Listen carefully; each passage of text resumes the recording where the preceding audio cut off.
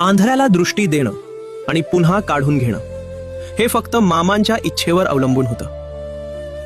रुकडी गावचा पुनाप्पा शेणगारे यांचा मुलगा बाळू जन्मतःच आंधळा.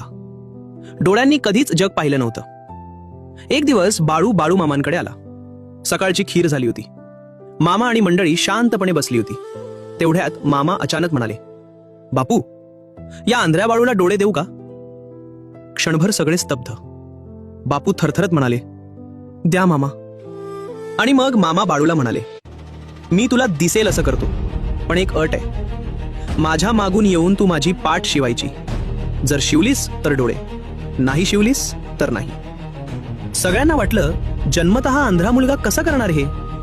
पण मामांनी बाळूच्या अंगावर भंडारा टाकला आणि त्या क्षणी बाळूला सगळं स्पष्ट दिसू लागलं. पाठ शिवणीचा खेळ सुरू झाला. मामा आणि बाळू 8-10 मिनिटं खेळ झाला. सगळे श्वास रोखून पाहत होते. बाळूला दिसत होतं, पण मामा सापडले नाहीत. मामा भलतेच चपळ होते, क्षणात इकडे क्षणात तिकडे.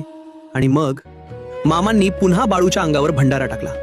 क्षणात बाळू पुन्हा आंधळा. मामा गंभीर स्वरात म्हणाले, या बाळूला दृष्टी दिली तर याच्या हातून 7 खून होतील, म्हणून याला आंधळाच ठेवलेला बरा. बाळू मामांवर मनापासून श्रद्धा असेल तर हा व्हिडिओ नुसता पाहू नका. मामांच्या चरणी एक सेवा म्हणून चॅनल सबस्क्राईब करा.